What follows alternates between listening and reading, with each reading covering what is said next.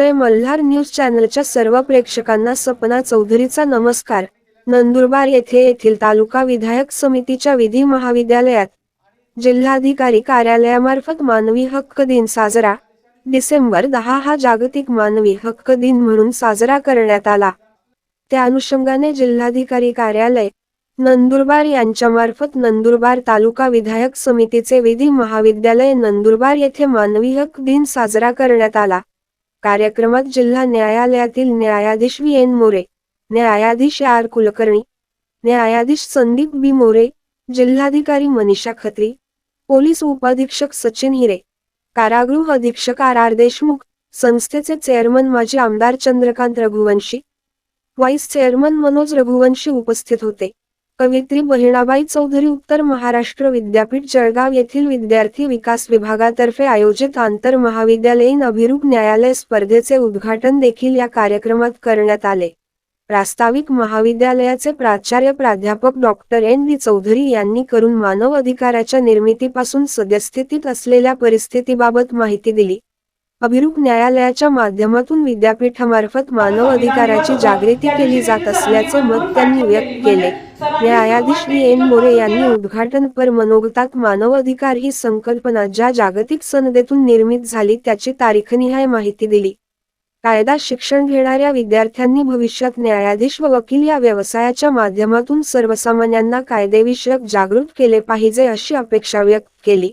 न्यायाधीश आर कुलकर्णी यांनी कार्यक्रमात न्यायमंडळ, जिल्हा प्रशासन तसेच पोलीस प्रशासन उपस्थित असल्याने या सर्व घटकांनी मानव अधिकाराबद्दल जनजागृती करण्याचे आवश्यक असल्याचे सांगितले।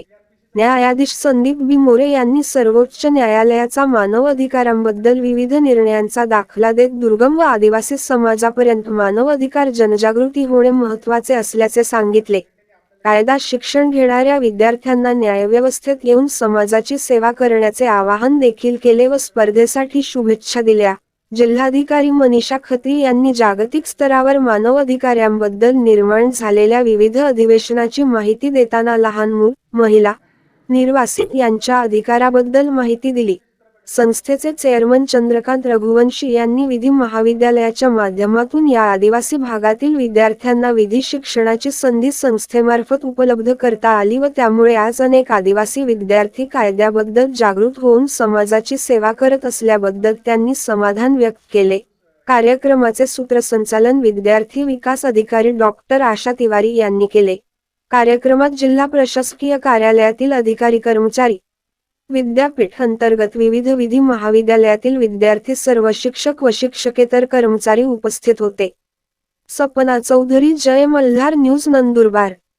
युनिव्हर्सल डिक्लेरेशन सांगितलं, मानवाधिकार कुठून आले, कसे आले, मूलभूत अधिकार कसे जन्माला आले, या सगळ्या गोष्टींची हिस्ट्री आलेली आहे। पुन्हा ती रिपीट न करता त्यापुढे मी एवढंच सांगेल, जसं सरांनी सांगितलं की ज्या वेळेस युनिव्हर्सल डिक्लेरेशन झालं 10 ऑगस्ट 1948 ला, आपलं संविधान लिहिण्याचं काम चालू होतं। संविधान लिहून पूर्ण झालं 26 नोव्हेंबर 1949 ला, जे 26 जानेवारी 1950 ला अंमलात आलं। त्या संविधानामध्ये जर आपण बघितलं तर आपल्या संविधानामध्ये फंडामेंटल राईट्स दिलेले आहेत। संविधानातले फंडामेंटल राईट्सचा जर आपण बारकाईने विचार केला तर आपल्या फंडामेंटल राईट्स मध्ये ऑलमोस्ट सर्व ह्युमन राईट्स कव्हर केलेले आहे। आणि याच्यामध्ये सर्वात महत्त्वाचा एक राईट्स इंट्रोड्यूस केलेला आहे article 21। Article 21 guarantees that states shall not deprive the right to life and liberty. Right to life and liberty ज्यावेळेस समोर येतं, what is mean by right to life and liberty, खूप वेळेस हे प्रश्न समोर आले, ऑनरेबल सुप्रीम कोर्टाच्या पण समोर आले, what is mean by life and liberty. आणि मग ऑनरेबल सुप्रीम कोर्टने त्यामध्ये सांगितलं की what is a right of life, that means right to life a qualitative life, not just life.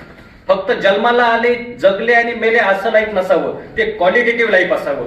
मग त्या क्वालिटेटिव्ह लाईफ मध्ये कुठली क्वालिटी असली पाहिजे, मग त्याच्यामध्ये सगळ्या क्वालिटीज ऍड केल्या गेल्या। अगदी श्वसनासाठी स्वच्छ हवा, पिण्यासाठी स्वच्छ पाणी, जेवण, या सगळ्या गोष्टी त्या क्वालिटेटिव्ह लाईफ मध्ये ऍड करण्यात आल्या। पण त्यांचे व्ह्यूज जे आहे ते मांडले।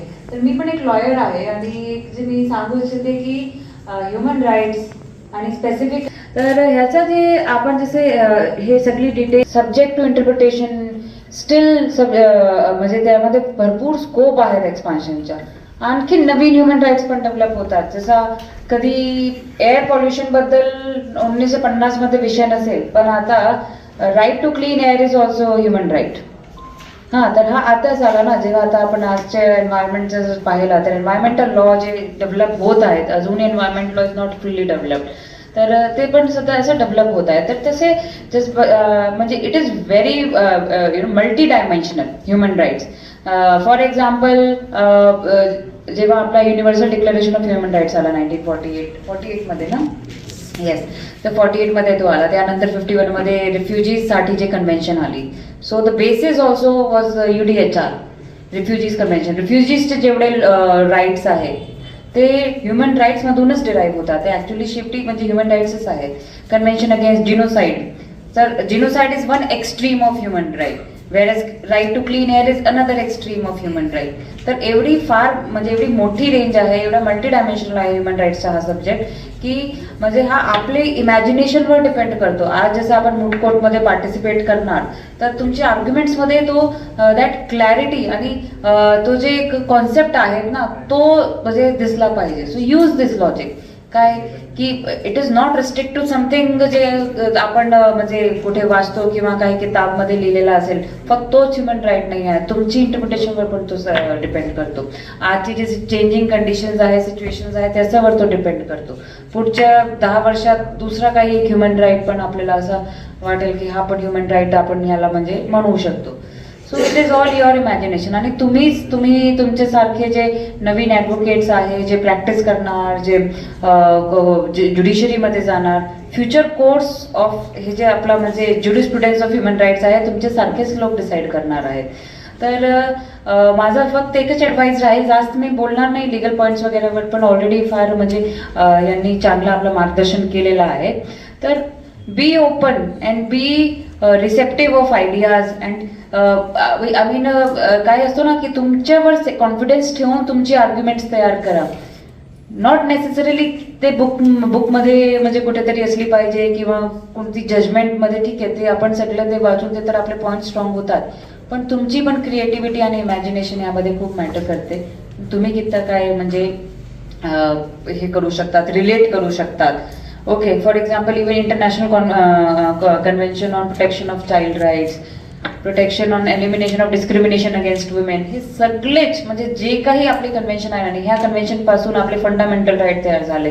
त्यानंतर ह्युमन राईट्सच्या बेसिक जे चार्टर आहेत ते are all interlinked. So everything under the sun can actually be interlinked can be linked to human rights.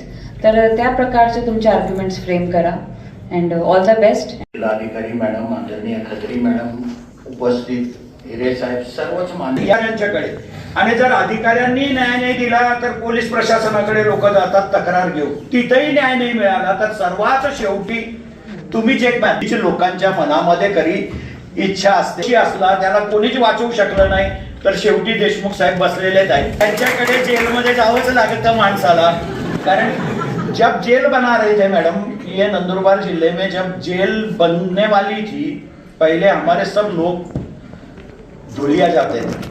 हमारे नेता स्वर्गीय माणिकराव गावित केंद्रीय गृह मंत्री थे, उनके पास कुछ हमारा ज्यादा काम नहीं था, पर मैंने उनको एक दिन मजाक में बोला, मैंने कहा दादा एक तुम्हारे हाथ में क्या क्या है, तो मैंने तो मैंने कहा दादा तुम नंदुरबार में एकदम अच्छी जेल बना दो, मुझे अपनी जेल हर आदमी की सोई करना पड़ेगी. यही लोक प्रतिनिधि का काम है, यही लोक प्रतिनिधि का काम है. आज हमारे आरोपी बस में बैठते थे, धुलिया पुलिस वाला एक साथ में लेके जाता था धुलिया तक, और धुलिया की जेल में जाते थे. आभार मानना चाहिए माणिकराव दादा के कि जिन्होंने अच्छी जेल बना के गए हमारे लिए.